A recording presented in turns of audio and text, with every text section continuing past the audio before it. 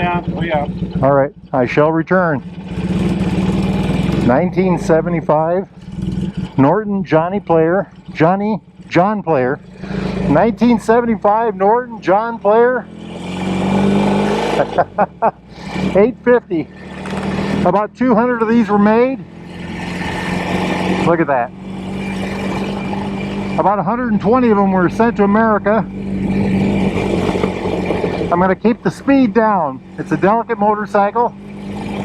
Let us say 1975, so it's 49 years old. Interestingly, where most Nortons have a 1-up, 3-down shifter, this has a 1-down, 3-up shifter. Wow, amazing. Choke right here. I'm not going to pretend to know what all these buttons mean. I just don't know. Same with this. Got a tack on the left side. Speedo right there.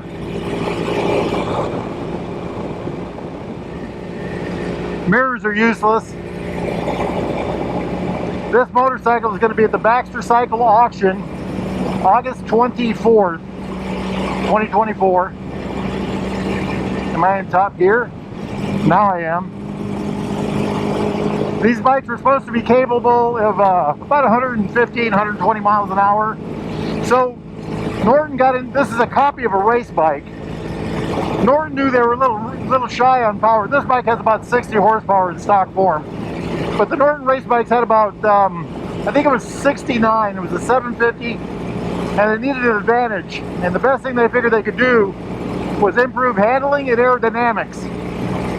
So they went to town on that. And something like this is what they came up with. They also reduced the weight significantly. There's at least 3 different iterations of this, of the race model of this, including a monocoque version, meaning a stamped aluminum frame. You know, instead of steel tubes, it was stamped frame. I've never seen one. I saw a picture of one. I was just talking to Randy Baxter. He has seen one. And I guess it was quite a thing to see. There's one, I think in Iowa actually. Really an amazing machine here. Anyway, the stamped one was about 330 pounds wet. And the engine, like I said, they got them, I think they were 69, and by the end of the run they had them up to about 76 horsepower, 75, 76 horsepower, and they were capable of speeds over 150 miles an hour. So this was built as a, you know, we can sell a motorcycle kind of thing. And like I said, they only made about 200 of them, 120 of them came to America. And at the time they really couldn't sell them. A lot of people just didn't want them. It's a very aggressive seating position, especially back in the day. You know, nowadays we see a lot of bikes where you sit like this on it. Back then it was very hard to come by anything that sat like this. See if there's anybody behind me there. But what a machine, huh? This bodywork is all heavy fiberglass, thick fiberglass from the era. You know, really neat. It's just a beautiful thing. Very aggressive everything. This bike has disc brakes. Hear it cackling. A disc on the front, a disc on the rear, I believe. I think the front disc is a 10-inch disc. The racing version had dual disc on the front. And let's see if we can get in gear here. Dual disc on the front, and the caliper on one side. I've been warned that this is a very raky bike. My hand is pressed into the fairing there. Anyway, the caliper on one side was ahead of the fork, and the caliper on the other side was behind the fork. There was a reason for that. It escapes me right now. There's neutral. Very smooth, actually. I'd love to open it up, but he asked me not to. He told me not to. What a machine, what a machine. This, like I said, will be at the auction. Dual headlights.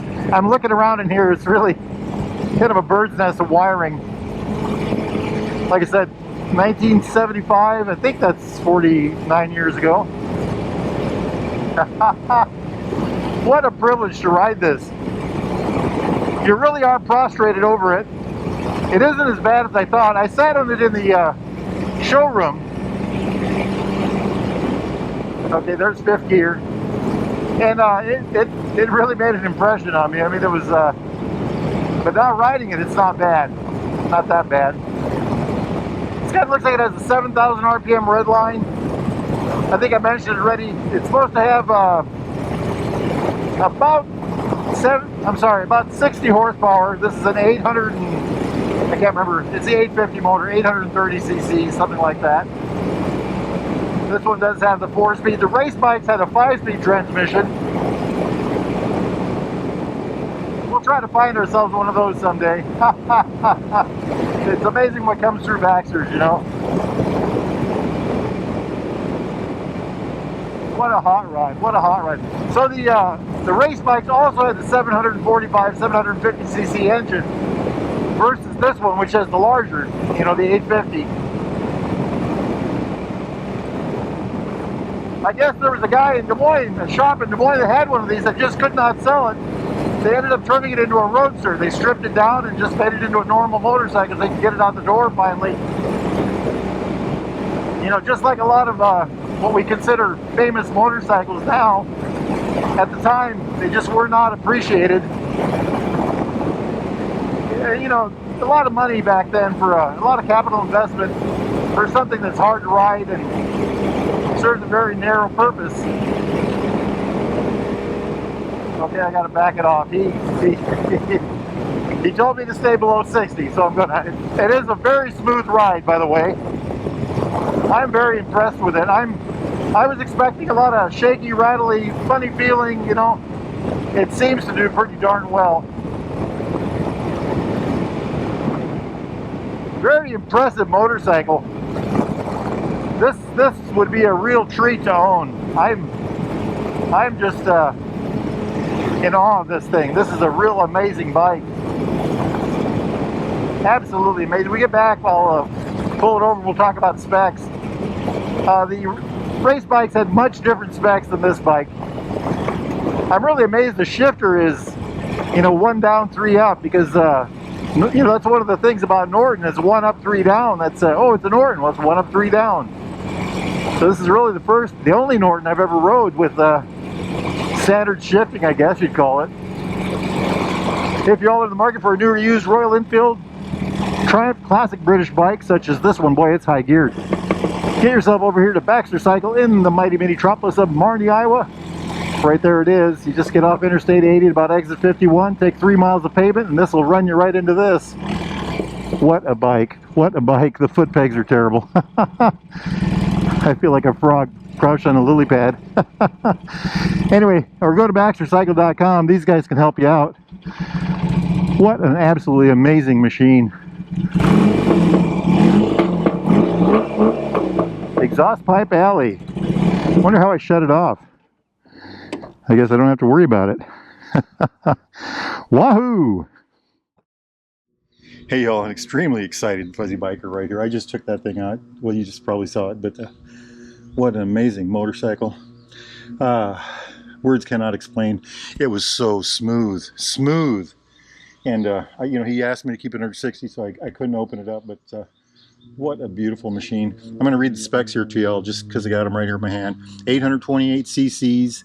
It 8.5 to 1 compression. It says about 115 miles an hour. They say 120 miles an hour top speed. 60 horsepower, 4-speed, wet clutch. It's got that ISO whatever frame to keep the vibration down, and it was very smooth. Telescopic front fork, 10-inch disc on the front, 7-inch drum on the rear, 3.5-inch by 18 tire on the front, 4.1 by 18 on the back. Wheelbase is 57.1 inches. That's about 1,450 millimeters. Seat height in stock form, this is stock 31.3 inches, and that's about 800 millimeters. Dry weight, 435 pounds, or about 197 kilograms. It holds about 16 liters of fuel, or about 4.2 gallons of gas. Enough about that. Just look at this thing over. This is just wet your finger, touch it at the front, and, you know, make your way all the way back slick. Everything about this is so far out there. Just an amazing bike in every way. Kickstart only, of course. There's the 4-speed transmission. This one shifts 1 up, 3 down. I'm sorry, 1 down, 3 up. shifters on there backwards. I wonder if that's why. Just look at that tubular swing arm on the back. Speedo drive right there. It's got a drum brake on the back. I thought it maybe had a disc, but it doesn't. 10-inch disc on the front, of course. Check it out. Norton Lockheed. Dual down tube frame. Hiding back in there is that parallel twin 829cc, whatever it was. Air-cooled hot rod engine. Overhead valve. You know, spoke wheels. I'm guessing these are aluminum rims. Just look at that front end. Look at that thing. Smoking hot. Like I said, about 120 of these got shipped to the States. Here's the ignition right here. Inside there are, I think it's supposed to be concentric amount carburetors, and that's what they look like. 2 of them. Just take a peek in there. This whole thing comes off, and there's a metal gas tank, fuel tank underneath there. Just check that out. The central pull on the cover to, you know, there's no fasteners along the outside perimeter of that primary cover. Cabled, you know, it's a drum brake on the back, but cable drived. There's a switch actually for the brake light on the back. Adjuster is right back there.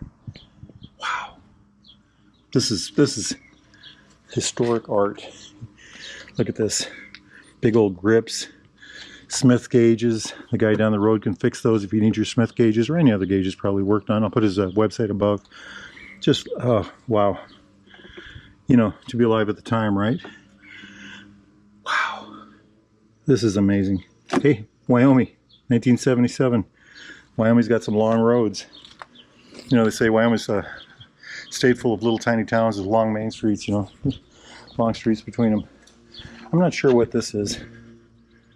Saw that sitting there. Not quite sure what that is. There's a good look at the amount carburetor, concentric. He said kickstart only. Norton. Wow. Just look at that. This is just pure art. Look at this. These are my Noru gloves. You know, that I thought that would be a real torture device. It wasn't. It was actually relatively comfortable. Little cubby hole back there. Little pins that fit in those holes there. Isn't that amazing? Just, oh, I'm just coveting it, aren't I? You open this up, and then there's the fuel tank, the normal fuel cover. Push that down to, we're just going to leave that alone. But isn't that something?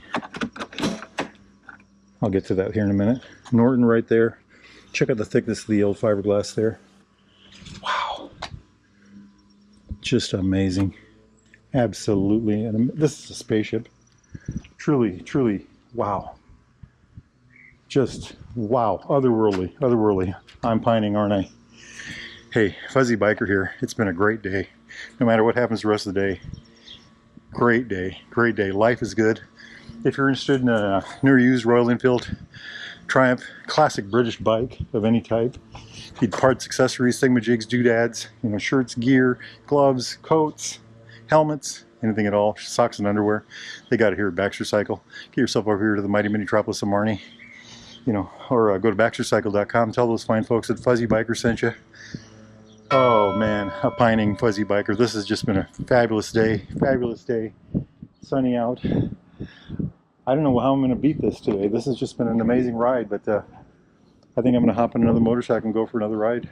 Life is good, my friends. Life is grand. Get out there and live it. Wahoo. Yippee-yi-yay! Yippee-yi-yo! Down the road we go. Beautiful, beautiful machine.